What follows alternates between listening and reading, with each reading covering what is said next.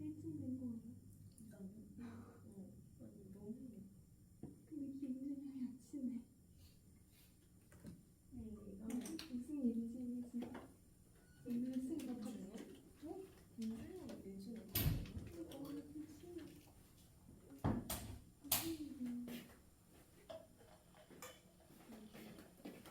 원래 있어? 모기? 무슨 특별히 느끼는데?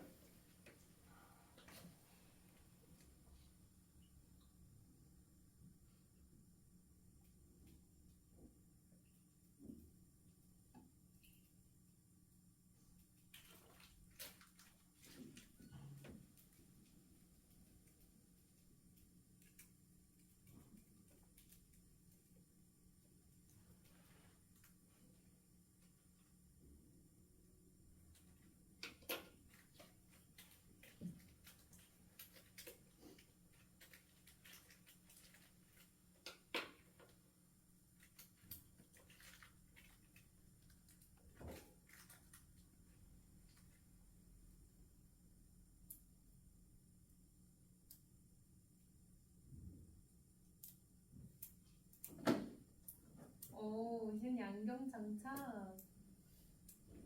공부 분위기. 채은이 ISTP야? 네. 네, 잘 지내겠다. 맞지? 아니 저기 수원에고 1학년에 학생 두 명이 엄청 친한데 맨날 둘이 틱틱대는 거야. 내 기준 어떤 느낌이냐면은 계속 꼽을 줘 서로. 나는 저러다 진짜 싸우겠다. 애들이 너무 학원에 오래 있어서 약간 좀 기분이 안 좋으니까 저러나 했는데 전혀 타격감이 없는 거야. MTJ, MTB였어. 그냥 자기들끼리 그냥 일상 대화인데 MFJ인 내 입장에서는 이러다 진짜 거의 스파크가 튀겠는데 이 생각을 한 거야. 자, 봅시다 여러분. 소윤이는 이제 금요일에 온다고 해가지고 우리 셋이 시작하면 되고요. 이러다 이제 시은이도 금요일로 가면 우리 둘이야. 시간이 안 돼서 금요일로 옮긴대. 확정이야? 시은이? 거의? 우리 두 명이야 이제 인자랑 채. 너네 여기 앉아라. 알았지? 야, 솔직히 두 명인데 이렇게 앉는 것도 웃겨, 그쵸? 자, 여러분 우리 저번주에 뭐 배웠어? 기억나요? 저번주에 순자의 성악설 공부했죠?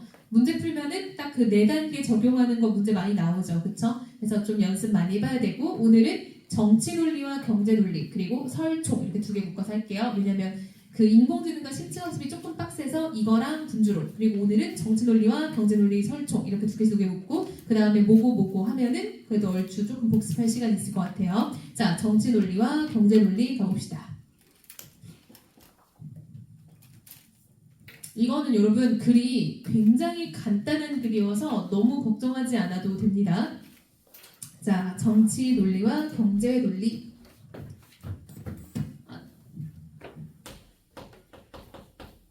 내가 여기 303호에서 마이크를 쓰면 그 목줄이 묶인 강아지의 심정을 알겠다니까? 너무 줄이 짧아. 자, 여러분 이 글은요 설명문이에요. 자, 여러분 설명문은 설명하는 글이죠. 말 그대로 정치 논리가 뭐고 경제 논리가 뭔지를 설명하는 글이기 때문에 어떤 뭐 주장이나 설득하는 목적이 없어요. 따라서 이 글은 그냥 정보의 제시에 가깝다. 그래서 어려울 거는 많이 없고요. 다만 정보를 어떻게 정리해야 좀 더 깔끔하게 볼 수 있을까? 이 정도만 조금 고민해보면 됩니다. 근데 봤던 여러분 이미 제목에서도 드러나죠. 정치 논리와 경제 논리라고 하는 거 보니까 이 글은 뭐에 대해서 이야기한다? 말 그대로 정치의 논리와 경제 논리가 무엇인지를 나눠서 설명을 할 거예요. 2개를. 우리는 아직 안 읽어서 물론 학교에서 배웠을 수도 있겠죠. 안 읽어서 모르지만 이 2개가 굉장히 다른 특성이 있어서 이것들을 대조하면서 이야기를 전개할 거예요. 나요. 자, 여러분 설명문은 뭐 이야기의 틀이 뭔가 까다롭지가 않기 때문에 머릿말, 본문, 끝맺음 이렇게 보통 가요. 그래서 이건 뭐 그렇게 중요한 구성은 아닙니다. 자, 그럼 우리 머릿말에서부터 한번 무슨 얘기를 하는지 읽어볼게요. 자, 인사부터 시작해봅시다. 한 사회의 정치 경제와 관련된 문제는 정치적으로 접근하느냐 경제적으로 접근하느냐에 따라 보는 시각이 달라집니다. 자, 여러분 우리 한번 구분해볼까요? 쌤이 이거 정치 논리는 빨간색으로 경제 논리는 파란색으로 정했으니까 친구들도 딱 형광펜 색깔을 정하면 될 것 같아요. 그쵸? 그래서 딱딱딱 치면은 눈으로 딱 보기 좋게 되겠죠? 자, 어떤 문제들을 정치적으로 접근하느냐, 경제적으로 접근에 따라 시각이 완전 달라질 수 있대요. 이어서요. 정치 논리에서는 공평성을 자, 중시하고 그리고 공평성은 정치 논리의 키워드입니다. 자, 빨간색. 공평성을 중시하고요. 이어서요. 경제 논리에서는 효율성을 중시하고 자, 파란색. 경제 논리에서는 효율성을 중시한대요. 이어서요. 두 기준 가운데 어느 것을 더 중요시하느냐에 따라 문제 인식과 해법이 크게 달라진다. 자, 그럼 두 기준 뭐와 뭐예요? 바꿔 읽으면 치환하면 뭐라고 해야 돼? 공평성과 효율성 가운데 이렇게 읽으면 되겠죠? 자, 이어서요. 이 문단 시은. 정치 논리는 누구에게 얼마를 일하는 식의 자원 배분의 논리로서 주로 분배 측면을 중시한다. 자, 여러분 정치 논리는요 분배를 중시한대요. 누구에게 얼마를 일하는 분배 측면 빨간색이겠죠? 이어서요. 반면에 경제 논리는 효율성 혹은 최소의 비용으로 최대의 효과를 얻고자 하는 경제 원칙에 입각한 자원 배분의 논리이다. 네, 여러분 이때 경제 논리는 자 파란색 최소 비용으로 최대의 효율을 내고 싶어한다라고 되어 있죠. 최대의 효과. 이게 경제 논리의 어떤 배분 원리이다라는 거죠. 즉 정치 논리는 누구에게 얼마를 이게 중요하다면 그러니까 이거야. 누구에게 여기에 포커스가 맞춰져 있는 거야. 근데 경제 논리는 최소의 어떤 투입으로 최대의 효과를 내고 싶다라는 경제 원칙이 들어있다라는 거죠. 그러니까 둘 다 배분의 측면을 보는 거죠. 자, 여러분 반면에라는 부사 한번 볼까요? 자, 이런 식으로 부사어를 활용해서도 이 글을 끌어나가고 있다라는 거 보이죠? 이 사이에 반면에라는 역접의 부사어들을 쓰면서 이 글은 지금 서로 대조되는 개념을 얘기하고 있다라는 걸 알 수 있어요. 자, 이어서 채연 읽어볼게요. 정치 논리와 경제 논리는 일반적으로 정치인과 경제인에게서 가져와 아, 너무 당연한 얘기하고 있죠. 정치 논리는 정치인에게서, 경제 논리는 경제인에게서 드러난대요. 이어서요. 여기서 정치인은 사회적 의사결정에 합법적인 권한을 갖고 있는 공직자를 말하고 그쵸, 여러분. 여기 빨간색. 사회적 의사결정에 합법적인 권한을 갖고 있는 공직자. 모든 사람 말고요. 공직자를 정치인으로 국한하자라는 거야. 그쵸? 자, 이 글에서는 개념을 한정하고 있죠. 적어볼까? 개념을 한정함. 왜요? 이제 글 내에서 조금 더 이의가 없도록 하기 위해서 개념을 한정하는 방식을 쓰고 있는 거죠. 그러니까 너무 폭넓게 돼버리면 여러 이의가 들어올 수 있으니까. 자, 이어서 경제인은 누구냐? 이어서 경제인은 공공정책의 분석, 진단, 수립 및 평가 등을 담당하는 경제 전문가를 의미합니다. 자, 파란색 공공정책의 분석, 진단, 수립 및 평가 등을 담당하는 경제 전문가를 경제인이라고 할 거예요. 자, 이어서요. 물론 사회적 동전에 대한 모든 정치인이 정치 논리만을 주장하거나 모든 경제인이 경제 논리만을 주장하는 것은 아니며 경제 논리를 내세우는 정치인이나 정치 논리에 좌우되는 경제인도 있습니다. 자, 여기 노란색으로 표시해 볼게요. 물론 사회적 쟁점에 대해 모든 정치인이 정치 논리만을 주장하거나 모든 경제인이 경제 논리만을 주장하는 것도 아니며 경제 논리를 내세우는 정치인도 있고 정치 논리에 좌우되는 경제인도 있을 수 있다. 노란색 별표. 그쵸, 여러분? 우리가 편의상 이렇게 나누고 있는 거지 무조건적으로 구분되는 건 아니다라는 거예요. 물론부터 좌우되는 경제인도 있을 수 있다. 노란색 해놓고 별표 5개 쳐면 되겠죠? 이걸 해놓은 이유는 내용일치 문제에서 등장할 수 있겠죠. 좀 극단적인 선택지들 만들어지면은 아니구나라는 거 알아야 돼요. 그쵸? 자, 이어서 그러나 여기서는 이제 이 글이죠. 이 글 내에서는 정치인은 정치 논리, 경제인은 경제 논리라고 보지 않을 거야. 근데 여러분 앞에 건 뭐겠죠? 노란색 친 부분은 현실에서는 이런 느낌이죠. 현실에서는 안 그럴 수 있어. 맞죠? 하지만 이 글에서는 이렇게 따라간다라고 가정한 거예요. 됐나요? 이어서요.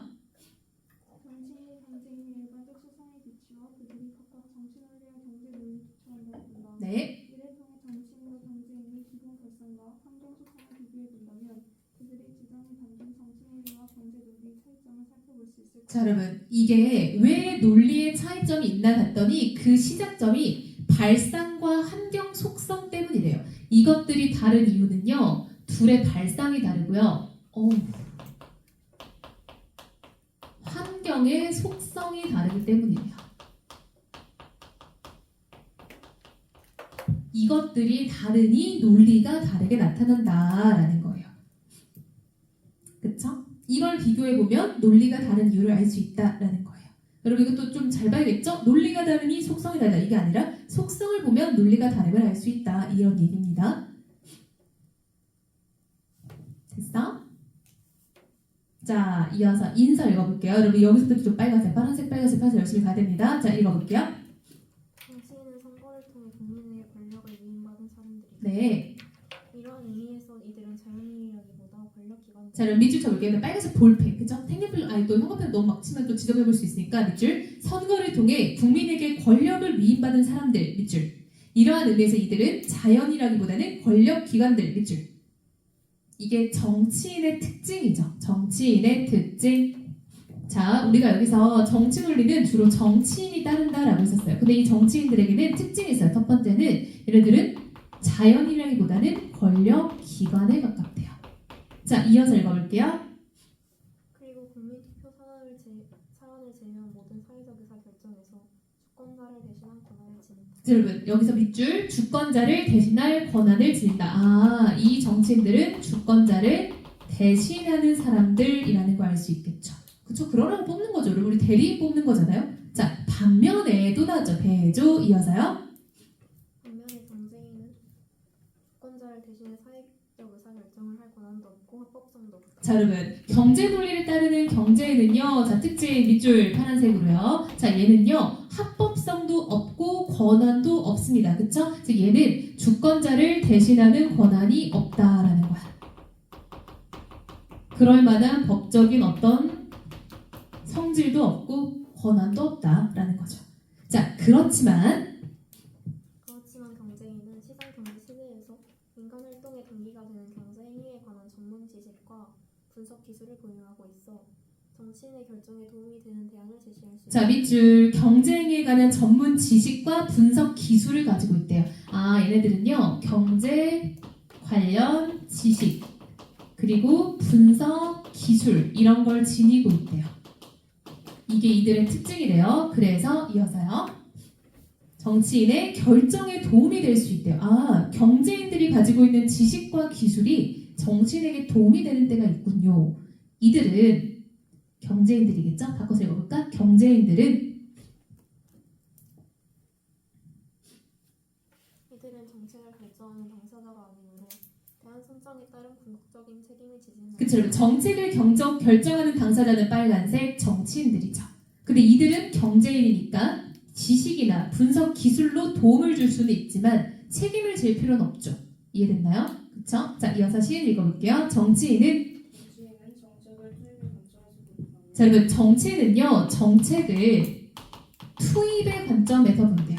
정책이라는 건 투입하는 거다. 빨간색 이어서 반면 경제인은 효과의 측면에서 보는 자, 이 사람들은요 정책을 효과의 측면으로 본대요. 아, 이 사람들은 어떤 결과가 나타날까를 좀 중시 여긴다는 거죠. 파란색 이어서 경제인은 효율성 원칙에 따라 여러 가지 정책을 수립하고 예상되는 정책 효과를 기준으로 하여 그 정책의 우선순위를 정한다. 그쵸, 여러분. 경제에는요 무슨 원칙? 여기 보세요. 효율성의 원칙에 따라 조금 투자해도 많이 나오는 결과를 선택하게 될 거예요. 정책에서도. 자, 이어서요. 그러나 정치인의 입장에서 보자면 정책이 미래에 가져올 효과는 정확히 측정하기 어려운 반면 네. 어느 지역에 어떤 정책을 시행했고 어느 정도의 자원 예산을 투입했는지는 정확히 파악할 수 있다. 자, 빨간색. 어느 지역에 어떤 정책을 시행했고 그래서 어떤 자원을 투입했는지 이것들은 정확히 파악할 수 있대요. 한마디로 자, 여러분 잘 봐. 이 부분은요. 미래에 가져올 효과는 측정이 어렵다고 보는데 현재에 들어가는 것은 파악이 잘 된다고 보는 거야. 즉 정치 논리에서는요. 미래의 효과보다는 현재 투입에 좀 더 밝다라는 거예요.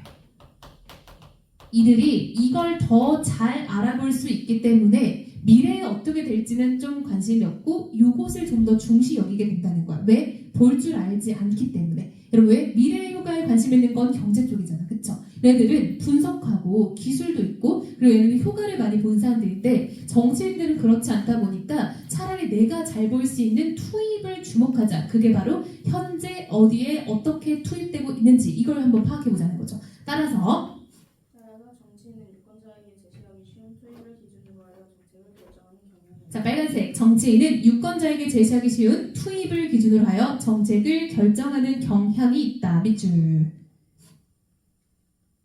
자, 그럼 정치인이 신경 쓰는 건 뭐야? 유권자예요. 그쵸? 유권자에게 제시하기 쉬운 유권자 별 붙여볼까요? 그래서 이들은 유권자를 의식한다라는 거죠. 자, 이어서 채은이요. 정치인은 정치인은 국민 의견에 수렴하여 정책에 반영한다. 네. 그런데 국민은 소득, 직업, 성별, 연령 등에 따라 이해관계가 각기 다르다. 네. 정치인은 이들의 욕구를 모두 충족해 줄 수 없으므로 자신이 지지 기반이 되는 유권자의 욕구를 우선적으로 고려. 자, 빨간색 밑줄. 자신의 지지 기반이 되는 유권자의 요구를 우선적으로 고려한다. 즉 나에게 표를 주는 그런 집단을 더 우선적으로 고려한다라는 거죠. 유권자를 의식하는데 특히 어디? 자신에게 지지 기반이 되는. 그래서 이 사람들이 나에게 힘이 된다라면은 그 사람들을 위주로 좀 더 투입을 결정하고 정책을 결정하게 된다라는 거죠. 자, 이러한 속성 때문에 이러한 속성이 뭐야? 자신에게 지지 기반이 되는 사람들을 먼저 생각하는 속성이죠. 이어서 이러한 속성 때문에 정치인은 공공 정책을 결정할 때 그 결정이 사회 전체에 미치는 영향보다는 특정 개인이나 집단에 미치는 영향에 더 민감하게 반응하는 경향이 있다. 자, 빨간색 밑줄. 공공정책을 결정할 때 사회 전체에 미치는 영향보다는 특정 개인이나 집단에 미치는 영향에 더 민감하게 반응 밑줄. 자, 여러분. 자신의 지지 기반을 우선시 여기다 보니까 사회 전체의 어떤 반응보다는 자신에게 도움이 되는 특정 개인이나 집단에게 더 많은 관심을 가질 때가 있다라는 거죠. 이게 대한민국 전체에 도움되냐 보다는 내 당선 지역인 안양 지역에 도움이 될까? 이런 것들을 고민하게 된다는 겁니다. 자, 이어서요. 반면에 또 대조죠? 반면에 경제인은 정책을 분석하고 수립할 때 유권자의 영향력을 오히려 배제하고자 한다. 자, 여러분. 오히려 경제인은 유권자를 애초에 생각도 안 할 뿐더러 배제하려는 노력도 한대요. 그거 신경 쓰지 말고 라고 생각이 된다는 거죠. 자, 이어서요. 또 정치인과는 달리 조직되지 않은 다수의 이해관계를 중시하기 때문에 음흠. 비록 객관적, 거시적 입장에서 사회적 필요성이 있는 정책을 수행하려는 경향이 있다. 자, 파란색 밑줄. 조직되지 않은 다수의 이해관계를 중시한다. 자, 여러분. 유권자를 배제하고요. 다수의 이해관계를 고려한대요. 쌤 이거 지금 칸도 다 맞춰서 쓰고 있으니까 나중에 또 필기할 시간 줄게요. 이걸 중시한다. 그러다 보니까 경제인들은 정치인들에 비해서 좀 더 객관적이고 거시적인 느낌이 있대요. 자, 여러분 거시적이라는 건 좀 더 큼직하다는 거죠. 정치인들에 비해서 경제인들의 어떤 정책이 좀 더 사회적으로 필요한 것, 우리 나라 차원에서 필요한 것 이렇게 갈 때가 있다라는 거죠. 됐나요? 자, 이어서요. 정치인은 투자 효과가 특정 지역이나 계층에만 한정되고 사회 전체적으로는 비효율적인 정책을 마다하지 않는다. 자, 그럼 빨간색 정치인은요 특정 지역, 계층에 한정되고 사회 전체적으로 비효율적인 정책 마다하지 않는다는 거는 오케이죠. 괜찮다. 나에게 도움이 된다면 이런 말이죠. 사회 전체적으로 비효율적이어도 내 지지 기반이라면 난 괜찮다. 이게 정치인이죠. 빨간색이죠. 자, 반면 대조 경제인은 반면 경제인은 계획이 비효율적이라고 결론이 나면 투자의 유보 또는 취소를 권할 것이다. 그쵸, 여러분. 경제인들은 효율성을 매우 중시하기 때문에 파란색 계획이 비효율적이라면 취소할 거래요. 옳지 않다라고 생각할 겁니다. 자, 이어서 인서 정치인은 정치인은 상호 경쟁 관계에 있는 정책 목표들은 되도록 명확하게 규정하지 않고 어느 정도 여지를 남겨둔 상태에서 정치적 과정을 통해 합의를 도출하고자 한다. 자, 여러분 빨간색 상호 경쟁 관계에 있는 정책 목표들을 되도록 명확하게 규정하지 않고 여지를 남겨둔 상태에서 정치적 과정을 통해 합의를 도출하고자 한다. 즉 한마디로 딱딱 잘라서 끝내기보다는 여지를 남기고 좀 더 얘기해보자, 좀 더 얘기 나눠보자 이런 느낌을 가는 거 좋아하는데요. 자, 이어서요. 제한된 제한된 자원의 분배를 둘러싸고 이익 집단 간에 생기는 마찰을 해소하려는 과정에서 정책 정책이 정치적으로 노출될 수 있다고 믿는 경향이 있기 때문에 그쵸. 그러니까 갈등이 있는 상에서 오히려 대화를 통해서 뭔가 정책이 결정될 때도 있기 때문에 그걸 딱딱 자르지 않는 편이에요. 이어서요. 그런 만큼 정치인에게는 협상, 타협, 교섭 등의 정치적 기술이 중요한 무기가 된다. 자, 빨간색 밑줄 협상, 타협, 그리고 교섭 이런 것들이 중시한대요. 협상, 말하고 타협하고 그리고 마지막 교섭, 그쵸? 상대를 약간 좀 이제 내 편으로 끌어오는 것들 이런 걸 말하는 거죠. 서로 얘기도 하고, 그쵸? 자, 이어서요. 그러나 경제인은 한정된 자원의 효율적 분배를 중시하기 때문에 정책에 수반되는 사회 전체의 효율성을 기준으로 정책을 판단하는 경향이 있다. 효율성에 미친 사람들, 그쵸? 이어서 경제인은 명확하게 규정된 목표에 초점을 두고 자, 파란색. 경제인은 명확하게 규정된 목표에 초점을 두고 파란색.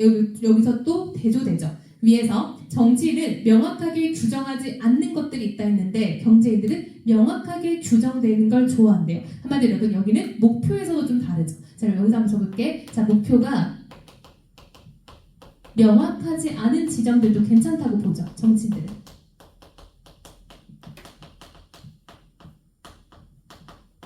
근데 경제인들은 목표가 명확한 것을 원한다라고 되어 있죠. 그래서 두루뭉술한 거 싫고 얘기를 통해서 만들어 나가는 거 싫고 딱 명확하게 찍고 그걸 향해 가자 이런 느낌이네요. 자, 이어서요. 문제를 분석하고 정책을 제시하기 위해 전문 지식과 분석 기술을 활용한다. 자, 여러분 그래서 이들은 이 전문 지식과 기술을 활용한대요. 봐봐. 얘네들은 목표 명확하니까 분석 똑바로 하고 지식 딱딱딱 갖춰서 맞다 틀리다를 보자는 거야. 근데 정치인들은 아 이거 얘기해서 해결할 수 있어. 아 목표 이거 명확하지 않으면 어때? 얘기하면 되지. 이런 느낌인 거죠. 자, 이어서 시은입니다. 마지막 이상에서 이상에서 정치인의 정치 논리와 경제인의 경제 논리를 알아보았다. 네. 정치 논리와 경제 논리는 서로 상충하는 경우가 많다. 상충 별표 어휘 문제 나오기 좋죠? 상충한다는 거는 서로 어긋난다라는 거야. 충돌난다는 겁니다. 서로 상 충돌할 때 충자죠. 이어서 이때 정치 논리와 경제 논리 가운데 어느 하나가 절대적으로 옳다고 말하기는 어렵다. 그렇죠. 우리 사회가 시장 경제 체제라는 점을 강화하면 경제 논리가 정치 논리를 앞서는 것이 당연해 보이지만 네. 효율성만을 내비채우기 어려운 정책 사안에 관해서는 정치 논리가 설득력을 발휘하기도 한다. 자, 봐봐. 우리 사회가 노란색 시장 경제 체제라는 점을 감안하면 경제 논리가 정치 논리를 앞서는 것이 당연해 보이지만 효율성만을 내세우기 어려운 정책 사안에 관해서는 정치 논리가 설득력을 발휘하기도 한다. 자, 여러분. 여기서 시장 경쟁 체제라는 얘기를 말을 하면서 경제 논리가 앞선다라고 말했죠. 이거 누구의 의견? 글쓴이의 시각이 간접적으로 녹아있죠. 굳이 여기서 시장 경제 체제를 안 내세우면 정치 논리가 더 맞다고 말할 수도 있잖아. 그치? 근데 여기서 시장 경제 체제니까 경제 논리가 먼저지라고 얘기를 하는 게 이 글쓴이의 시각이 간접적으로 드러난 거야. 대놓고 말한 건 아니죠. 본인도 나름 근거를 제시해서 그렇지만 무조건 그래서 또 경제 논리가 맞다는 건 아니고 때로는 필요할 때도 있다. 이런 느낌이죠. 자, 이어서요. 어떤 논리가 더 중요한가 혹은 어떤 논리에 입각한 전원 배분이 더 바람직한가에 대한 완결된 사회적 합의는 없다. 네. 정치 논리와 경제 논리는 사안에 따라 적절히 활용되어야 한다. 노란색 정치 논리와 경제 논리는 사안에 따라 적절히 활용돼야 한다. 글쓴이의 생각이죠. 글쓴이는 이것들이 적절하게 사용돼야 한다라고 봤어요. 자, 그럼 여러분 이 글은요 되게 간단해요. 뭐 주제는 정치 논리와 경제 논리의 특성이고요. 분석적이고 대조적인 성격의 글이다. 이 정도만 체크하면은 더 정리할 게 없죠. 문제 풀 때 여러분 키워드를 잘 정리하면 돼요. 공평성 키워드, 효율성 키워드. 문제를 어렵게 낸다면 이제 뭐 모의고사 기출에서 또 관련된 것들 많이 끌어올 수 있겠죠. 그래서 그런 것도 나중에 또 참고를 한번 해봅시다. 자, 일단은 칠판에서 판서 못 넘긴 거 있으면은 한번 깨끗하게 옮겨보면서 정리해봅시다.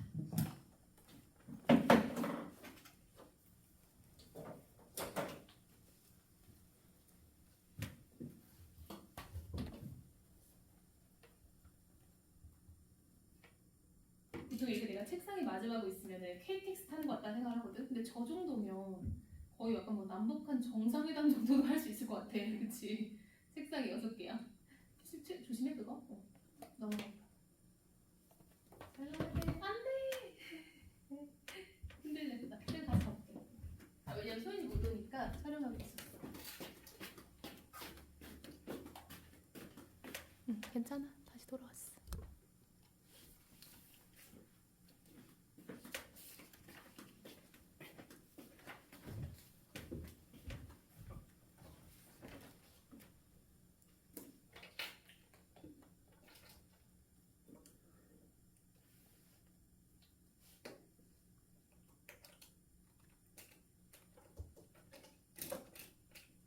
다 옮겼어요?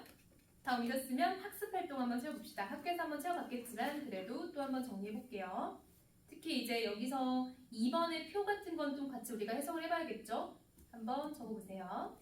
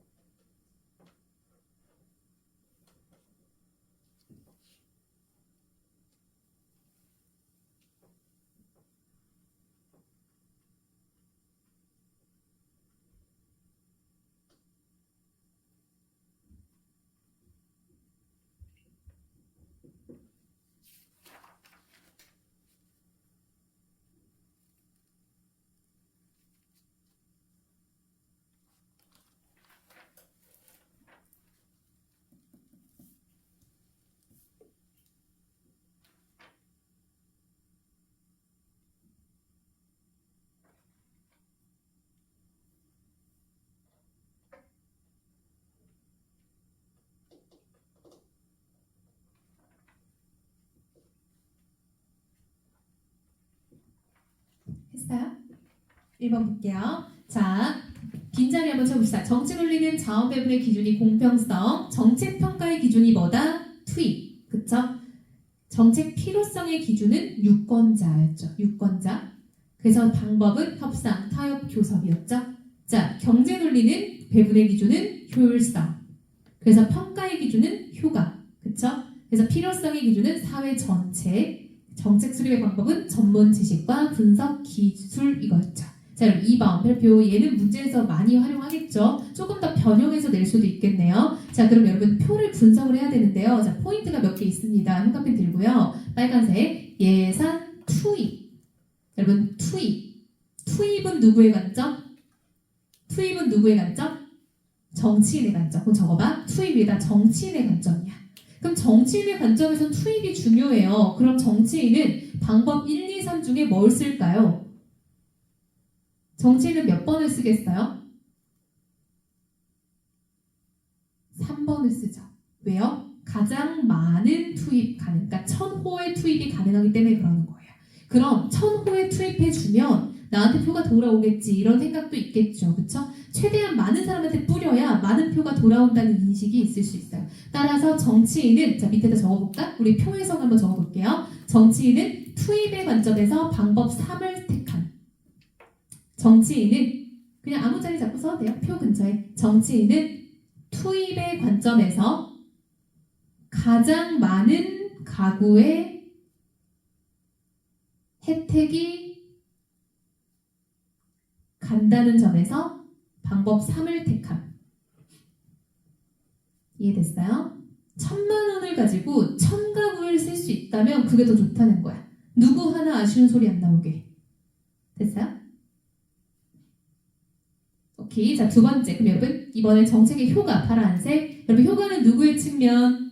경제인의 측면. 그쵸? 여기다 적을까? 경제인의 관점입니다. 효과는. 그럼 여러분, 경제인의 관점에서는 다 필요 없고 효과가 가장 중요해. 그럼 가장 높은 효율이 나오는 곳은 방법 1, 2, 3 중에 뭡니까?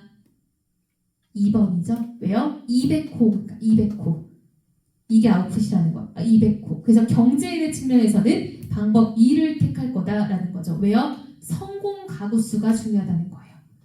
자, 잘 봐 얘들아. 정치인은 현재 시점에서의 투입이 중요해. 자, 봐봐. 현재 시점에서 성공률이 10%건 나발이건 1000호에 투입되는 게 중요한 거야. 이해됐어? 그럼 밑에다 그것도 예석 적어볼까? 이거 다 문제에서 활용되니까. 성공 확률이 10%라도 현재 투입이 1000가구인 게 중요한 거예요. 정치인은. 성공 확률이 10%더라도 현재의 투입 가구가 1000호인 것이 중요. 이게 정치인 논리야. 성공 확률이 10%라도 현재의 투입이 1000호라는 점에서 방법 3이 좋은 거예요. 이해됨? 자, 이어서 봐봐. 정치는요, 미래 거 어떻게 알아? 왜? 얘는 애초에 분석 기술이 많이 없기 때문에 미래를 아무리 예측한다는데 그게 맞는지 아닌지 알 바야? 이런 느낌이야. 그러니까 일단 많이 들어가는 게 좋다고 이런 느낌? 자, 두 번째. 근데 경제인은 효과의 측면에서 이게 가장 좋은 아웃풋이 나와야 되니까 방법 2가 나올 거다라는 거죠. 됐어요? 오케이. 자, 이렇게 좀 체크해보면 되겠죠. 그럼 1번. 관점 차이에 따라 가의 방법 3을 평가해보자면 정치인은 좋게 여길 거고요. 경제인은 부정적으로 보겠죠? 왜? 성공 확률이 너무 낮잖아요. 그렇죠? 경제인들은 이 확률을 볼 거 아니야. 분석 기술이 있으니까. 그쵸? 확률을 계산한다는 건 미래의 분석 기술이에요. 그쵸? 미래의 효과를 보는 분석 기술. 자, 그 다음 이번엔 나를 한번 읽어볼게요. 자, 우리 시인 읽어볼까요? 모 경제연구소. 경제인이죠? 경제인입니다. 경제연구소니까. 이어서 경제연구소는 한 정치인에게 지역 정책 사업의 타당성을 검토해달라는 의뢰를 받았다. 네. 해당 정책에 드는 사회적 비용과 편익을 계산해본 결과 사회적 비용이 편익을 병합해. 사회적 비용이 편익을 초과했대요. 한마디로 이익보다 비용이 더 많이 든다라고 생각했대요. 사회적 비용이 편익을 초과했다. 이어서 연구소는 사업이 비효율적이라는 결론을 내리고 투자의 유보 또는 취소를 건의하였다. 네. 그러나 해당 정치인은 이미 선거에서 공약으로 제시한 사업인데다가 자신을 지지하는 지역민들의 강력한 요구임을 감안하여 해당 정책을 입안하기로 했다. 그쵸 여러분. 경제인이 말렸어요. 그럼에도 불구하고 정치인이 이것을 밀어붙인 이유는 자 2번입니다. 나의 정치인이 정치 논리를 앞세운 까닭은 뭐다? 유권자를 의식할 수밖에 없기 때문이죠.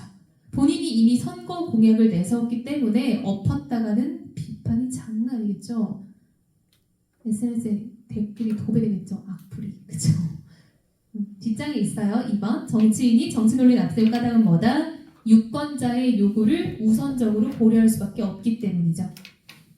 다음에 공천 못 받으면 큰일 나잖아요. 그쵸? 자, 나머지는 우리 의견 써오라고 했으니까 필요 없겠다. 그쵸? 됐나요? 네?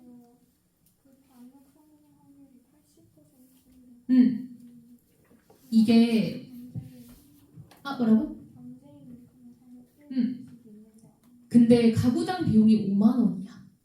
그래서 이걸 1,000만 원을 투입했을 때 160호의 결과가 나오는 게 전체적으로 계산했을 땐 더 떨어지는 효과여서 그래요. 이게 성공 확률만 고려하면 80%가 제일 좋은데 비용이 또 있어. 왜냐하면 또 경쟁인들은 비용을 봐야 되잖아요. 그래서 투입 대비 이게 너무 또 확률을 우선시하다 보면은 효과가 안 나와요. 그래서 우리가 봐야 될 게 성공 확률을 예측하는 건 경쟁의 논리가 맞는데 결과적으로 효과의 측면에서 체크하면은 200호라는 방법 2번이 나오는 거예요. 됐나요? 기. 자, 그럼 여러분 쉬었다가 이어서 우리 두 번째는 설총 해봅시다. 설총. 자, 지문이 뭐 깔끔하고 그냥 간단해서 사실상 문제 풀으면서 약간 좀 어떤 유형이 나오는지만 체크하면 되니까 너무 걱정은 안 해도 될 것 같아요. 설총 펴놓고 10분 쉬었다가 이어서 9시부터 시작합시다.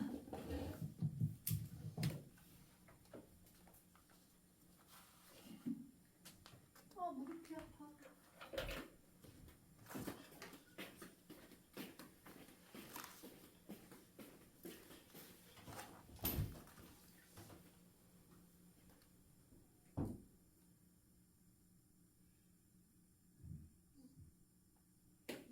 혹시 뭐 교육학 리포트 썼어? 리포트? 쌤한테 내는 거? 내 리포트 그 PPT를 딴 거 따로 내야 해? 응. 나 이번 주 발표인데. 선생님 했어 발표?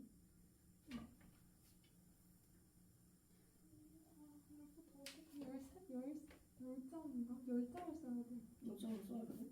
10장. 10포인트로. 이 PPT랑 따로? 응. PPT 내용을 그냥 적으면 되는 거 아니야? 이렇게 10장이 나올까? 10페이지. 그러지 않을까? 그러니까. 오케이. 자기 생각 써도 되나? 큰일이야.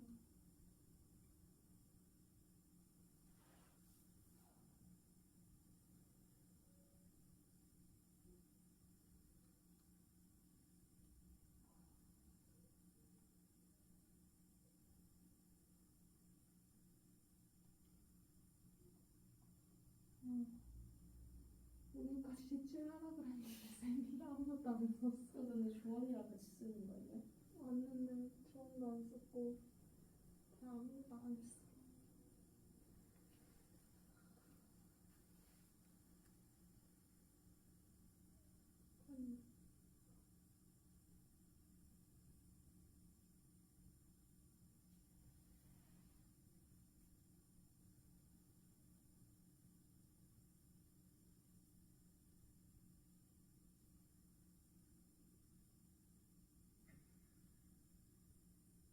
나 아직 이번 주 목요일에 발표인데 아직 아무것도 안 했어.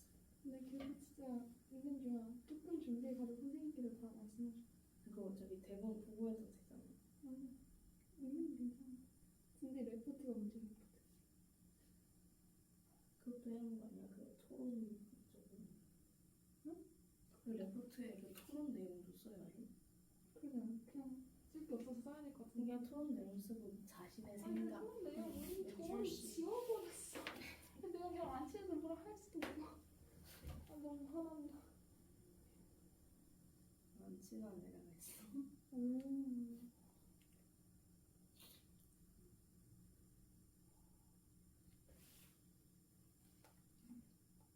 나 혼자서 토론을 해야 돼.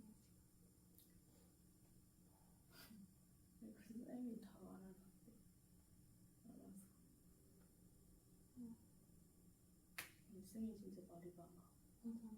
터치도. 쌤이 진짜 다 말해.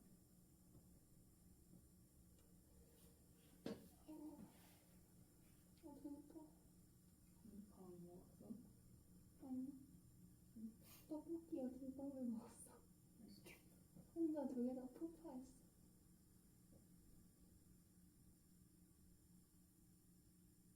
이거 진짜 안 와? 나 금요일에 갈 것 같은데. 진짜? 너 금요일에 생각했어? 너무 어리나 여자구나. 너 여자애? 응. 맞아, 왜 해? 여자애. 짜증. 오늘만 여자 맞니? 우리 한 10명 축복 안 되게 한 거 보네. 생각보다 많이 하네. 은근 우리 원래 진짜 개 많이 했는데 응. 거의 18, 19명 했는데 응. 애들이 한 명씩 다 고정 빠짐으로 가겠고 그러면 이제 한 11명? 이거는 슬프다.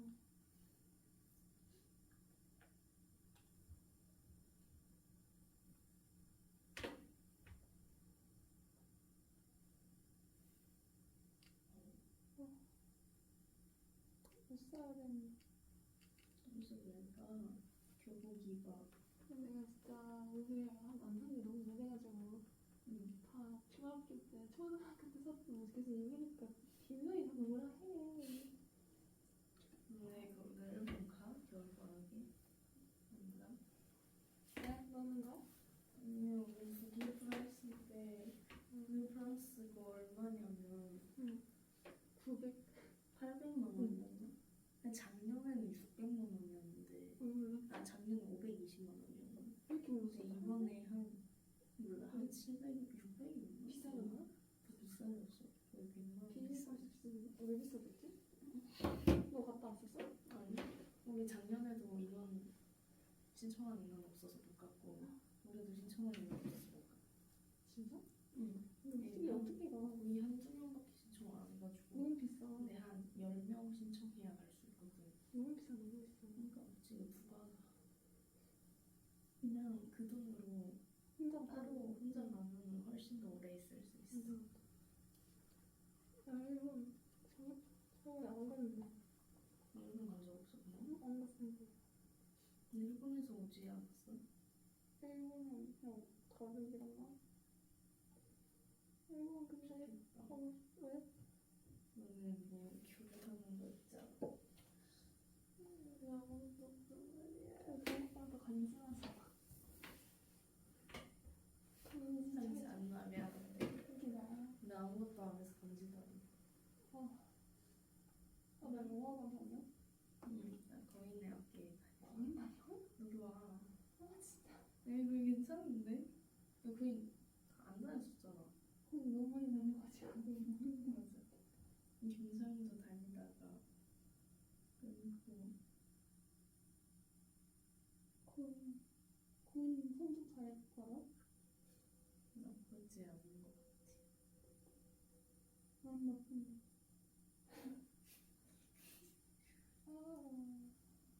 나 솔직히 다른 과목은 거의 다 나빠. 어? 나 성적 나쁜 과목 존나 많아. 그래. 아니 그거는 아니겠다.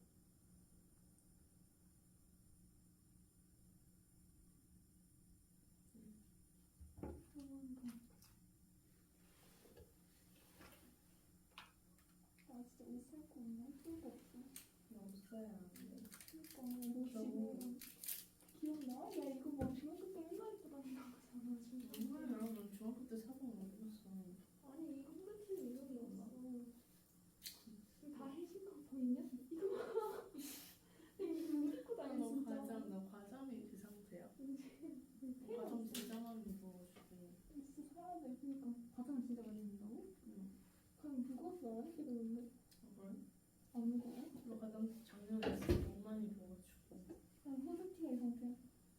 2개 있는데 둘 다 이 상태야. 후드티 인정. 후드티는 내가 내 페이보릿이야. 하나 더 사야 될 것 같아. 올해 거 후드티가 잘 만들었어. 그러니까 너무 편해. 모자가 커. 모자가 너무 좋아. 모자가 커서 아니, 아무것도 잘 안 뺐으면 입어도 얼굴 다 가려지고. 안에 아무것도 안 입어도 안 보이잖아. 맞아. 심지어 뒤에 안 들어가지. 그게 너무 좋은데. 모자 커서 잘 때 쓰면 안 보이고 모자는 보들보들하고. 소프트 근데 진짜 예쁜 거 없나?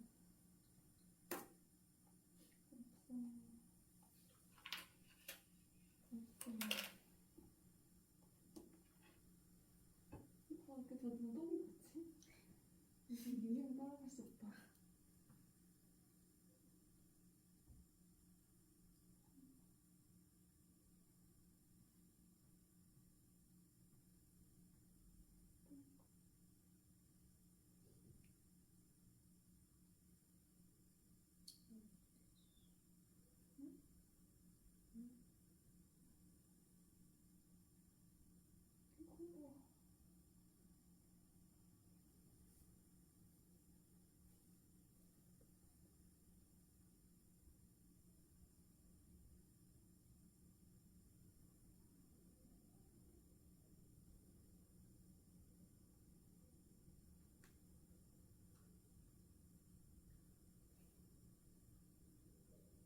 집 갈 때 뭐 어떻게 가? 아빠부터.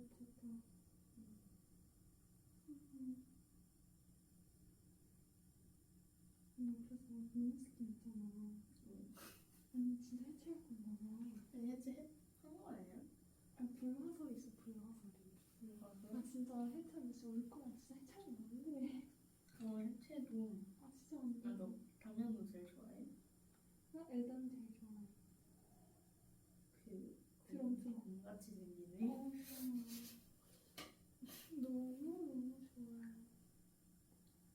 당면 원래 좋았는데 대머리 되고 나서부터 안 좋아졌어.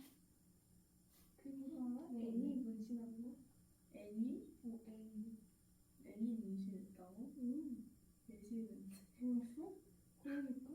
아니 문신 그냥 너무 많아서. 아니 근데 애니 문신 진짜 눈에 띄어. 진짜 너무 신기해. 이거 아니야? 뭐? 아 그건 괜찮아. 근데 이게 괜찮다고? 진짜 괜찮아. 다른 건 가봐. 아니 그 뭐지? 진짜 심각한 게 있거든. 표현하고 싶은 게 있어. 네, 근데 그냥 문신이 너무 많은데. 아니 그건 심각한 거. 이거 봐. 이거? 뭐야? 친구 아, 근데 이건 좀 싫다. 너무 별로. 잠시만. 이거 하고 떡밥머리 한 다음부터 씌워줬어. 근데 밤이하고 때문에 불화살이 있는 거야 심지어. 그래서 그냥 씌워.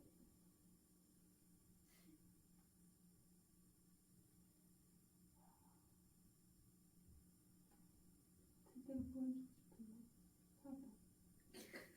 이걸 보여줘. 이렇게 세 개가 이렇게 있어. 진짜 이거 티가 안 나. 좀 티가 안 난다고? 약간 완전 눈에 띄어. 뭐지? 좀 선이 얇아서.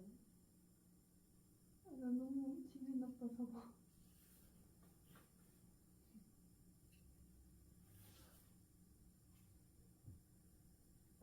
얘는 간지나고 나잖아 이 얘는. 얘네 둘 사귀다 헤어진 거 아니야? 근데 맞지? 이상한테 여친 있고 이상 여친 있어. 둘 다 여친 있어. 진짜? 아니었는데 진짜로. 다 여친 있어. 걔는 토마스인가? 토마스는 몰라. 나는 토마스 안 좋아해. 왜? 아니 토마스만 그림체가 다르다고 해야 되나? 토마스 뭔가요? 좀 너무 순딩하게 생기지 않아? 혼자? 진짜 너무 라떼토이 닮았어. 라떼토이. 맞아. 너 G상이야. 그래서 좀 별로야. 토마스는 한 번도 써본 적 없어.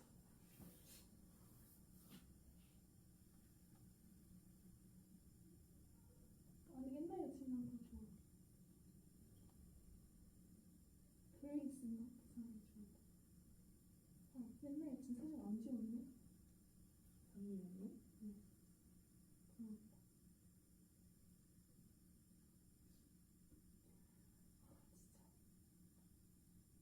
진짜 마음에 안 들어. 진짜 마음에 안 들어. 진짜 마음에 안 들어. 어떻게 마음에 안 들어? 다 별로야. 이거 응? 누가? 아니 저 문신. 아 그래? 난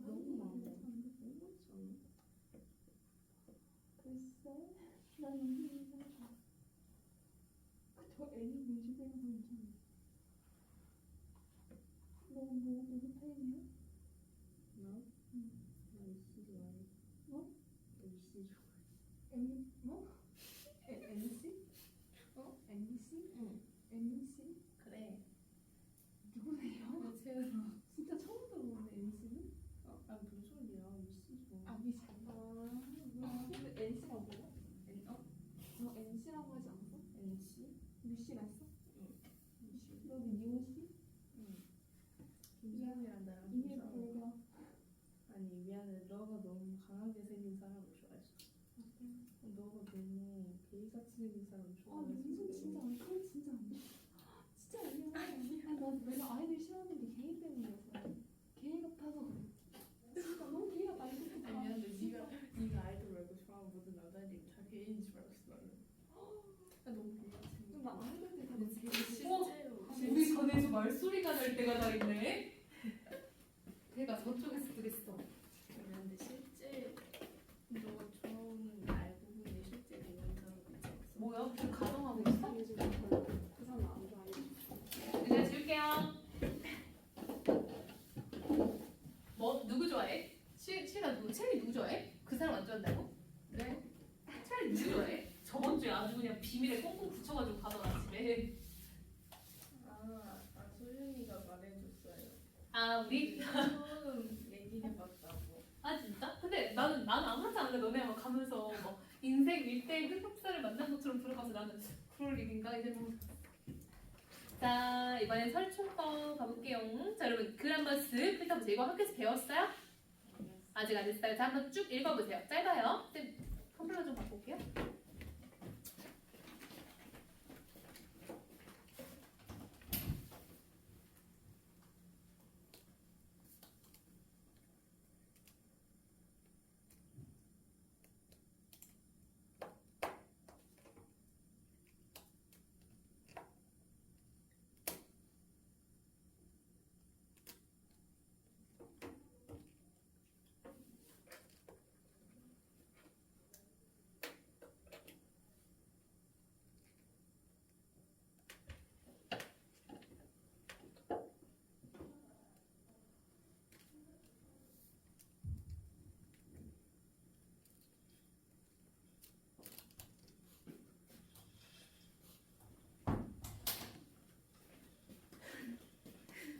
발을 숨쉬게 해주고 싶었어 이사야?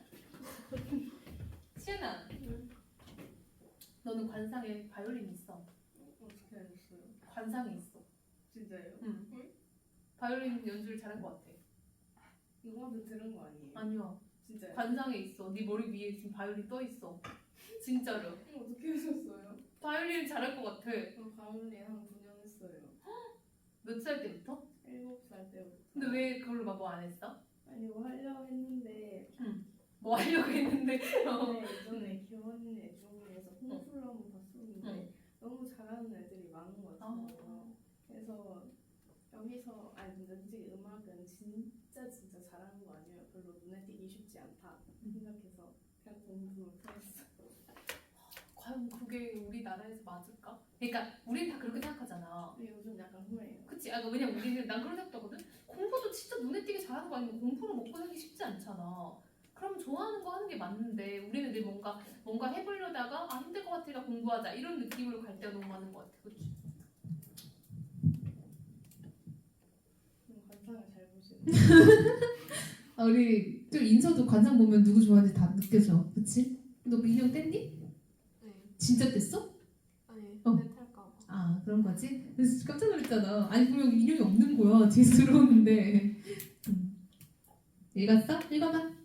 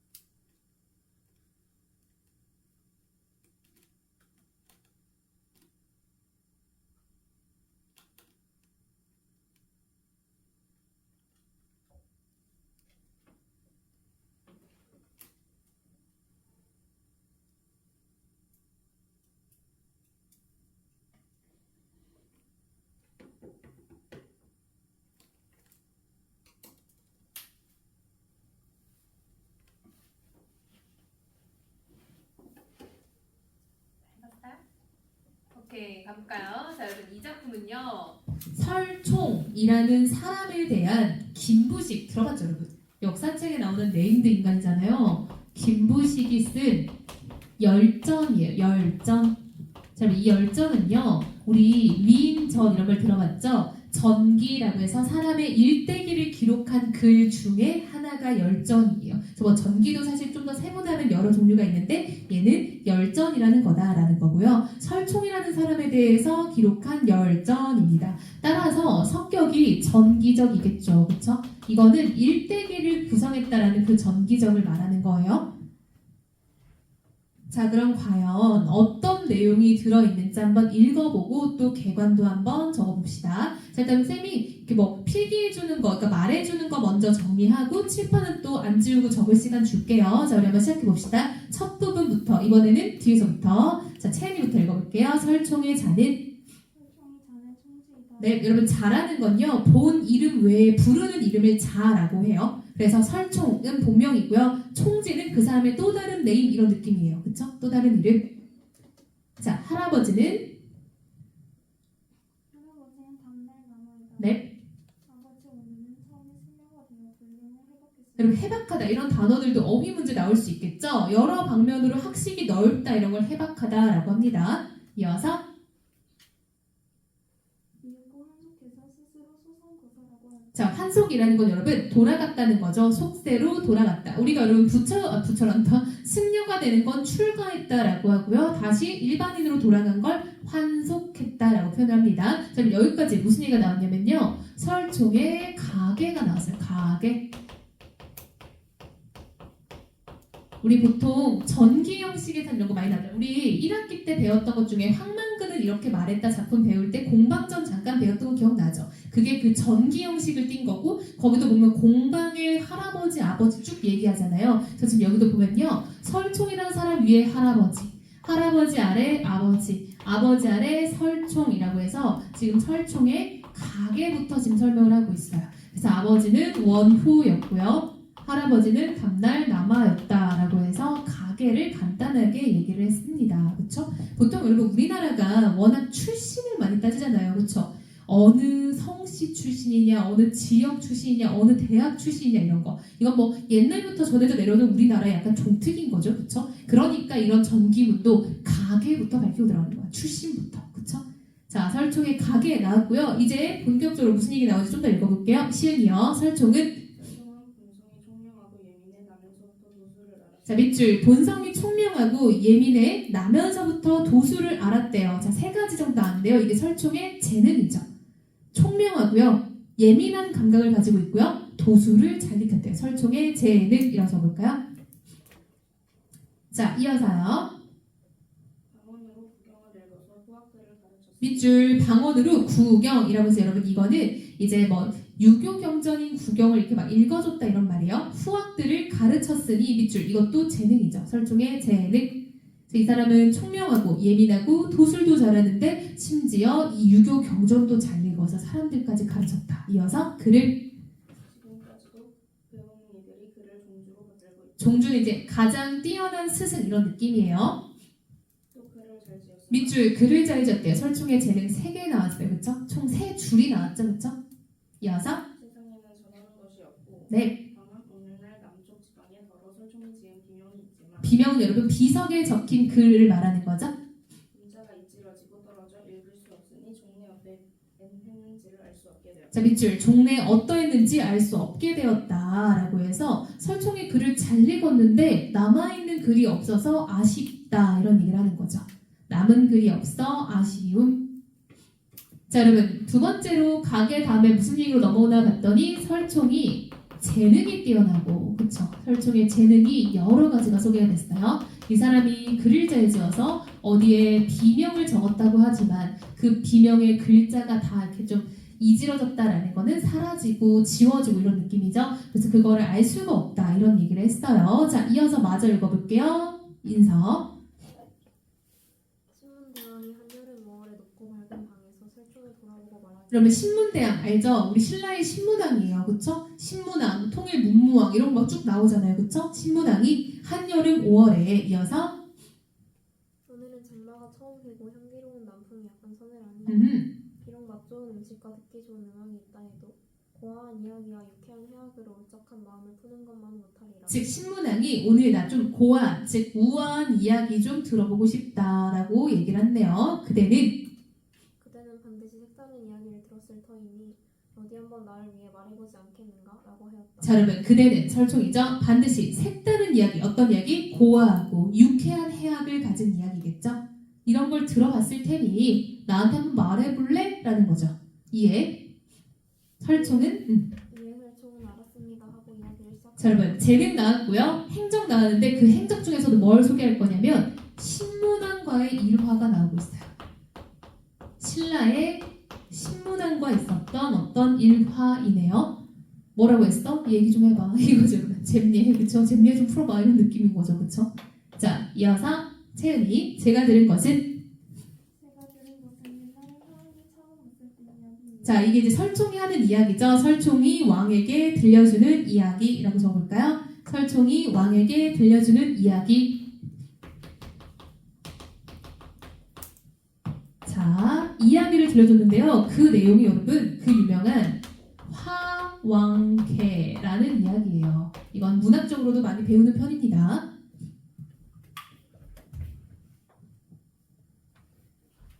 네 이어서요. 이를 이를 향기로운 동상에 심고 푸른 장막으로 보호하니 봄철이 되자 예쁘게 피어나 온갖 꽃을 뛰어넘어 홀로 빼앗았습니다.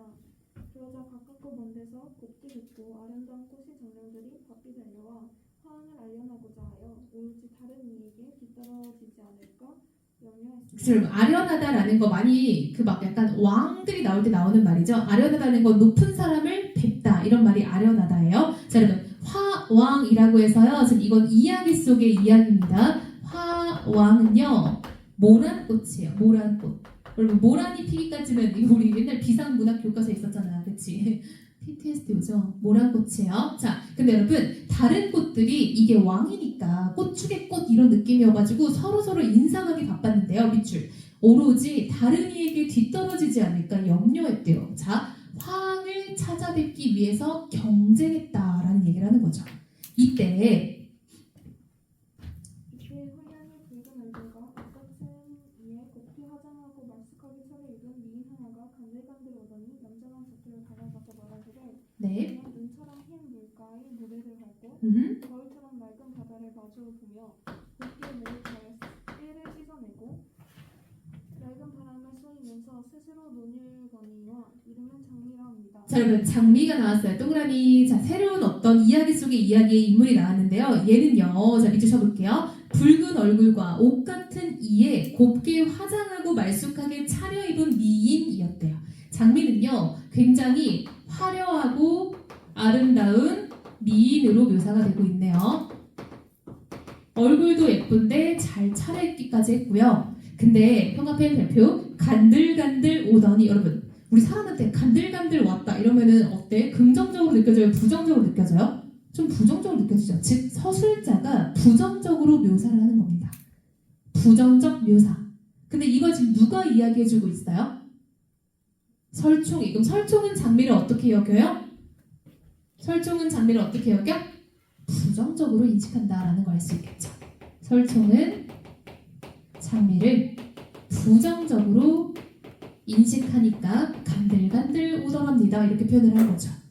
자, 그래서 와가지고요 말을 또 예쁘게 했대요. 자, 여러분 이런 거 우리가 뭐라고 하냐면 예쁘게 꾸미고 말도 예쁘게 하는 교원 영색의 사람인 거죠.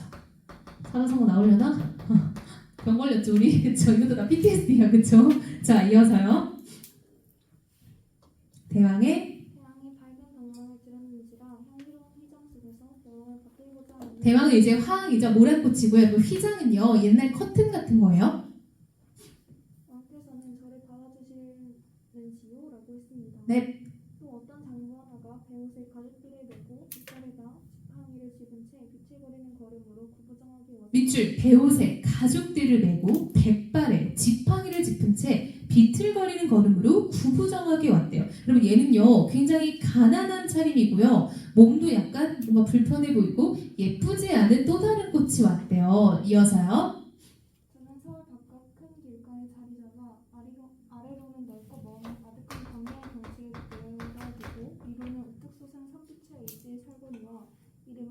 백동이랍니다. 자, 여러분 백두홍 누군지 알죠? 우리 이야기 하도 많이 들어서 할미꽃이죠. 자, 여러분 할미꽃은 지금 장미와는 굉장히 대조적으로 매달려 있죠. 자, 얘는 가난하고 천한 늙은이로 묘사가 되어 있어요.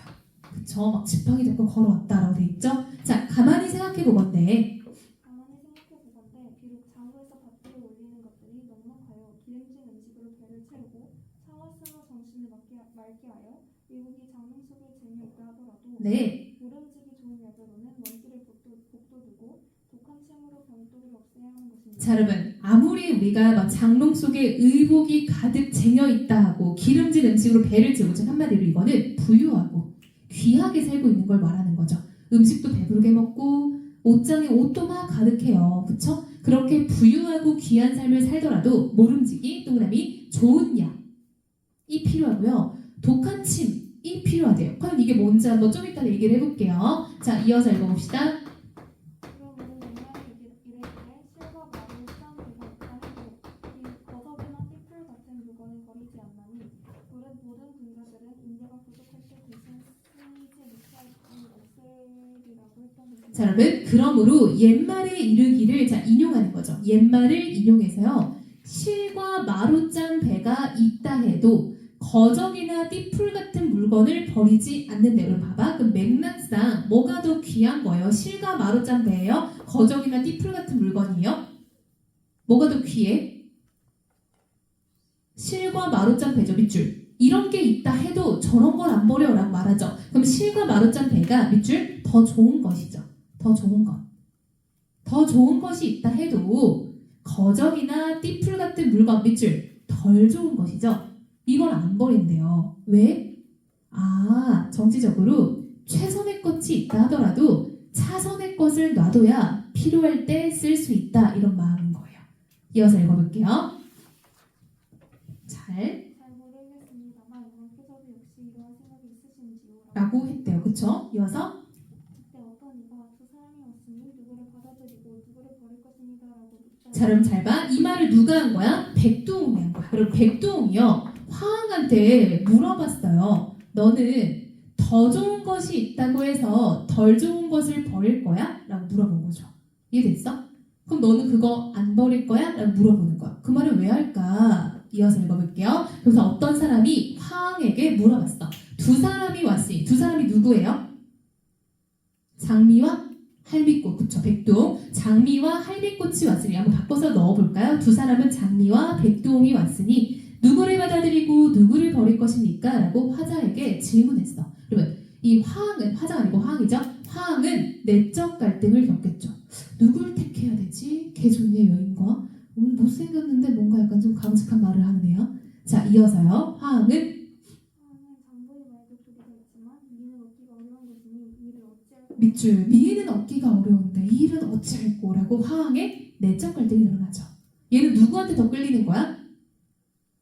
그치, 미인 장미에게 더 끌리는 거예요. 이어서요. 그러자 그래서 장부가 말하기를 저는 왕께서 총명하여 이치를 아니라고 생각해왔던 것인데 지금 보니 그게 아닙니다. 네. 무릇 임금된 사람치고 감사하고 아첨하는 사람은 가까이하고 정직한 사람은 멀리하지 않는 이가 드무나니 이 때문에 맹가가 불우하게 인생을 마쳤고 풍당한 낭서 따위로 썩어 흰 머리가 되었던 것입니다. 자, 여러분 이 맹가는 맹자예요. 즉 우리는 임금된 사람치고 간사하고 아첨한 사람을 가까이하고 정직한 사람을 멀리하지 않는 이가 드물다라는 건 대부분의 인간이 간사한 사람을 옆에 두고 산다라는 거죠. 그러니까 맹자도 불우했고 풍당도 낭서 따위로 즉 한마디로 좋은 사람인데 그 능력을 발휘하지 못하고 썩었다라는 말인 거죠. 이어서요. 이로부터 이러했건날 전대 없어하겠습니다. 자, 여러분 여기까지 말을 했어요. 자, 볼게요. 즉, 이 때문에 맹가가 불우하게 일생을 마쳤고 풍당은 낭서 따위로 썩어 흰머리가 되었던 것입니다. 밑줄. 자, 여러분 여기서 지금 무슨 얘기를 하는 거야? 백두홍이 너 지금 미인과 나 사이에 고민하는 거야? 라고 하면서 뭐라고 해? 고사를 인용해서 한 번 더 이야기를 하죠. 그러니까 맹자가 그렇게 죽은 거고 그렇게 유명했던 풍당 같은 사람들도 별거 아닌 관리하다 죽는 거 아니냐고 임금들 정신 못 차리냐고 이런 말인 거죠. 그래서 고사를 인용해서 자신의 주장의 설득력을 높이는 거죠. 너 같은 인간 때문에 그 유명했던 사람 다 죽은 거야. 뭐 이런 느낌인 거죠. 자, 그러면서 어찌 하겠습니까? 서리법이죠. 어쩌라고 알아서 해 이런 느낌이죠. 자, 라고 하니 화항이 그쵸. 내가 잘못했다라고 화항이 잘못을 뉘우쳤다라는 겁니다. 됐어요? 여러분 여기까지가 화항계의 내용이에요.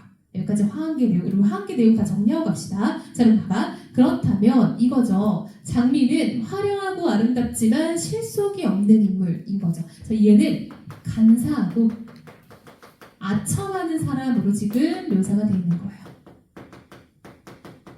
자, 반대로 백동은 보잘것없지만 어떤 사람이에요? 충언을 하는 사람이에요. 임금에게 필요한 말을 하는 거죠. 그리하여 백동이 말하는 임금에게 필요한 좋은 약과 독한 침이라는 건요. 좋은 약, 자, 말 그대로 원기를 돋우는 거고요. 독한 침은 사실 독해서 이걸 갖고 싶지 않지만 나에게 필요한 쓴소리를 말하는 거죠. 그래서 이게 충직한 충언들을 말하는 거예요. 신하들이 가끔씩 약간 좀 왕에게 하는 이야기들 이런 게 필요하다라고 백동이 화항에게 말을 했고 화항은 결국 백동을 골랐다라는 거죠. 자, 그리고 여러분 중간에 백동이 너는 최선의 것, 그러니까 아까 쌤은 더 좋은 것이라고 표현을 했어요. 그 마로짠 되죠? 더 좋은 것과 차선의 것, 덜 좋은 것이 있으면 그것을 더 좋은 것 빼고 나머지는 다 버릴 거야? 라고 물어봤었잖아요. 버리지 말라는 뜻이에요. 둘 다 가지고 있는 게 정치인의 어떤 필요한 덕목이다. 왜요? 필요할 때 써야 되니까. 그런 거 우리가 유비무환인 거죠.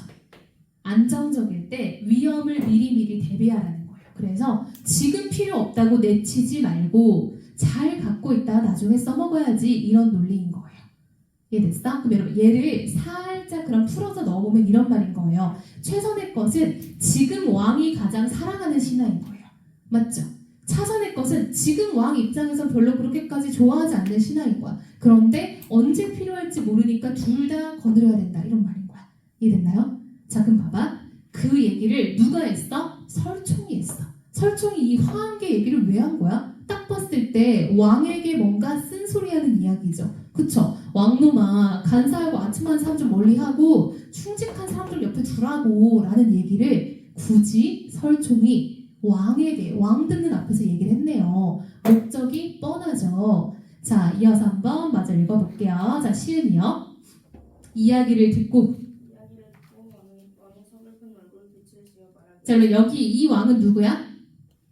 이 왕은 신문왕이죠. 그쵸? 이제 화항 끝났어요. 그 다음 그대의 우화에 실로 깊은 뜻이 있도다. 글로 써서 왕된 이들을 경계로 삼아야겠다 하고는 마침내 설총을 높은 관직에 발탁하였다. 그래서 이 화한계를 듣고 신문왕은 감화된 거죠. 반성하고 각오를 가지게 됐대요. 아, 그래 나도 조심하고 남들 다른 왕들도 조심하게 해야겠다. 자, 마지막 세상에 저는 말로 일본국의 진인이 신라에 사신 설을 판관에게 주었다고 하는 시의 서문에는 네, TB 원효보사가 지은 금강 삶의론을 본 적이 있으나 네, 그 지은이를 직접 만나보지 못한 것을 깊이 향스럽게 여겼는데 신라 사신 설씨가 바로 원효보사의 친손자라 하니 비록 그 할아버지를 보지는 못했지만 그 손자라도 만난 것을 기쁘게 여겨 이에 시를 지어드립니다라는 말이 있다. 좀 잘 봐. 원효거사의 친손자를 원효거사가 누구였어? 설총의 아버지였죠. 그럼 설판관은 원효거사의 친손자니까 설총의 아들이 되겠네요. 설판관 밑줄 설총의 아들이 되는 겁니다. 설중업이라는 사람이래요. 그래서 일본에 실제로 갔다 온 기록이 있대요. 역사책에. 자, 이어서요. 우리 현종 임금께서 왕위에 있으신 지 13년 즉 천희 5년 16에 설총에게 홍유후를 추증하였다. 네. 어떤 이는 설총이 당에 유학한 일이 있다는데 실제 그랬는지 여부는 알수 자, 여러분 우리 현종 임금 밑줄 고려왕입니다. 고려왕. 왜? 김부식이 고려 사람이죠? 김부식 고려 사람인 거 알죠? 그래서 김부식의 삼국사기 맞죠? 좀 공부한 지 오래돼서 기억이 좀 가물가물한데 이거 역사서에 관해서 독서 평가원집도 근래 나온 적 있었거든요. 그래서 현종 임금은 고려예요. 즉 김부식이 살던 고려 시대에 왕위에 있으신 지 13년에 이 고려 왕이 설총에게 뭔가 감명 깊었던 거야. 그래서 설총에게 홍유후라고 추증했대요. 추증한다라는 건 여러분 죽은 뒤에 뭔가 약간 좀 뭘 내려주는 걸 추증한다라고 해요. 한마디로 고려 왕이 설총에게 홍유후라는 시호를 나중에 준 거예요. 어떤 이는 설총이 당에 유학한 일이 있다 하는데 실제 그랬는지는 알 수 없다라고 해서 설총이 죽고 난 뒤에 평가까지 나왔죠. 자, 여기는 마지막 설총의 후대에 대한 평가까지 해서 글이 끝났어요. 그쵸? 가계, 그 다음에 재능, 행적, 특히 화한계 이야기, 마지막으로 후대의 평가, 고려 왕이 이런 시호를 줬다라는 거죠.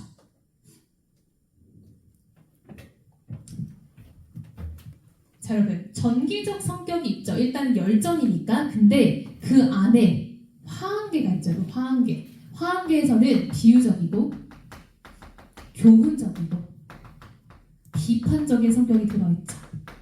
왜 비유예요? 여러분 의인법이 비유입니다. 그렇죠? 의인법은 큰 의미에서 비유법에 들어가요. 그러니까 꽃을 다 의인화했으니까 비유법이죠. 자, 따라서 여러분 이 글은 설총이라는 실존 인물의 역사적 기록과 그 안에 화한계라는 만들어진 우화가 들어있는 거죠. 여러분 우화라는 건 인간이 아닌 것으로 인간의 이야기를 간접적으로 전하는 게 다 우화예요. 이솝 우화 들어봤죠? 그래서 우화는 기본적으로 우의적이고 간접적인 형식을 띱니다.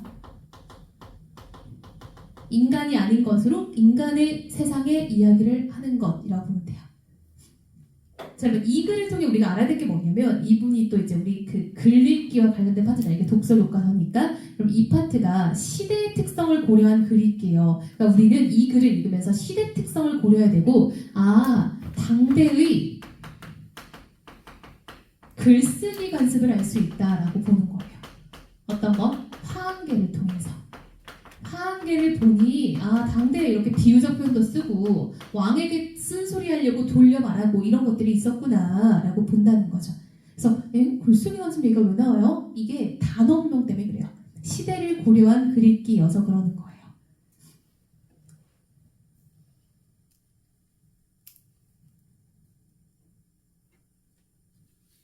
자, 다 했으면 칠판 옮겨보고 칠판도 다 옮겼으면 학습활동 3번까지 해봅시다.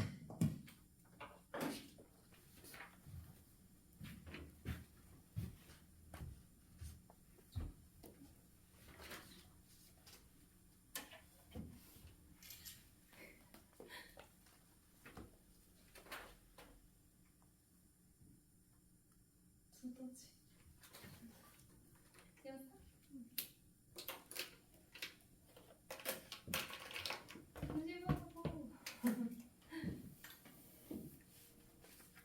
안 어렵죠, 여러분? 그렇죠? 천천히 하니까.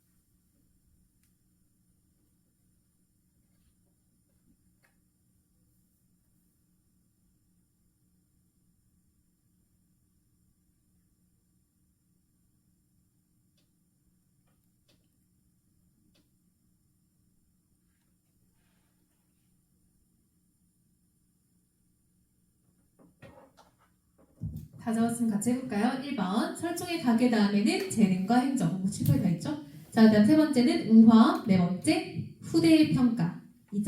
자, 그 다음 등장인물의 의미, 화왕은 임금이죠. 장미는 아첨하는 신하니까 간신이겠죠? 미인이자 백동은 추남이라고 표현되어 있어요. 그리고 충원하는 충신이죠. 근데 그래 이런 발언은 하지 않을게. 자, 백두홍이 맹가와 풍당의 고사를 인용한 이유는 뭐야? 즉 임금이 충신을 알아보지 못하면 이러한 고사가 반복될 것이다 라고 경고하는 거죠. 임금이 뉘우치지 않으면 고사 속 역사가 되풀이될 거다. 그러니까 충직한 사람들이 죽고 망하는 이런 일들이죠. 자, 왕이 우화에서 경계하고자 하는 내용은 뭡니까? 교원영색에 주의하는 거죠. 교원영색, 즉 아첨하는 자들에게 빠지지 않는 것.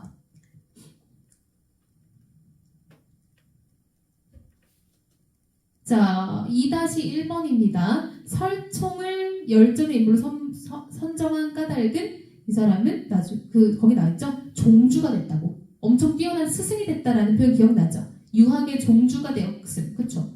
그니까 다른 사람한테 교훈을 줄 수 있는 인물이니까 골랐겠죠.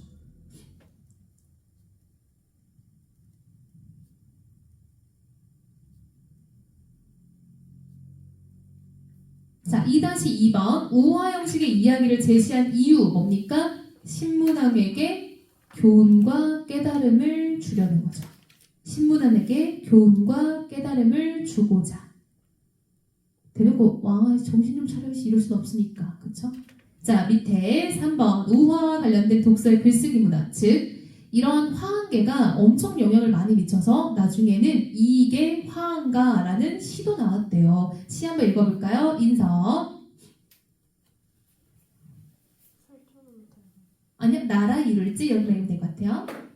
나라 이룰지 엎을지 일찍 판단해야 색황이 어찌 현인과 친함만 하리요. 여러분 색황은 뭐야? 여색에 빠져 타락한 사람. 한마디로 이제 여자만 밝히고 맨날 참나라하는 그런 사람들을 말하는 거죠. 이어서 한마디에 미혹 풀린 신라의 임금이 계림을 풍동시켜 태화를 이루었네. 자, 한마디에 누구? 설총의 한마디 이꼴 화한계 얘기겠죠. 설총의 한마디 이꼴 화한계 이야기에 미혹 풀린 신라의 임금 신문왕이죠. 신문왕이 계림을 풍동시켜. 계림은 신라입니다. 신라를 풍동시켜라는 거는 뭐 스스로 약간 감화됐다, 그러니까 감동받아서 바뀌는 이런 걸 말하는 거예요. 태화는 큰 도를 이루었다라는 거야. 한마디로 임금이 정신 차려서 나라가 잘 됐다 이런 말입니다. 이어서 상거들을 다 다녀 고창기를 모으니 난송과 두약이 빽빽하게 늘어섰다니. 난손과 두약은 풀의 종류인데 여기서는 훌륭한 신하들, 인재들을 말하는 거예요. 빽빽하게 신하들이 늘어섰다. 왜? 왕이 정신을 차리니까 좋은 신하들도 모여들었다 이런 말이죠. 이어서 훌륭하도다 당시 설총 선생이시여. 예찬적이죠. 오들피리 소리에 온갖 풍파 버전. 네, 그래서 이 설총이 한 역할이 매우 크다. 자, 1번 밑에 내려가 볼게요. 설총의 화한계가 후대에 지속적으로 영향을 끼친 까닭은 아까도 마찬가지로 이 설총이 유학의 종주였죠. 뛰어난 스승이었죠. 유학의 종주였으니 유학자들이 대대로 따랐겠죠. 유학자들의 설총에 대한 숭배가 컸겠죠. 두 번째, 백두홍의 모습이 유학에서 말하는 신화와 부합하죠.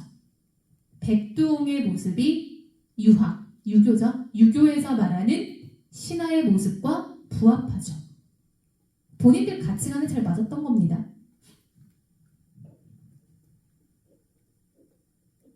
따라서 이익의 화한가는 이익은 설총 어떤 인물로? 매우 훌륭한 인물로 보고 있죠. 훌륭한 사람으로 보고 있어요. 끝. 달렸어. 그쵸? 자, 숙제는 경제논리, 정치논리 그리고 이 설총을 못해도 50문제는 풀어서 가져와서 질답합시다. 그러니까 적어도 50입니다. 총 100문제. 그럼 하루에 20문제씩 5일간 풀면 되겠다. 그렇죠? 밀리지 말고 하루에 20문제씩 꼬박꼬박 풀면은 풀만할 것 같아요. 그렇죠? 근데 100문제를 몰아서 풀려고 그러면 좀 빡세고, 그렇지? 나중에 이제 인덱스 붙여가지고 좀 구분 좀 하고 그리고 그 시은 있는 쌤이 성악설 영상 보내줄게요. 그렇죠?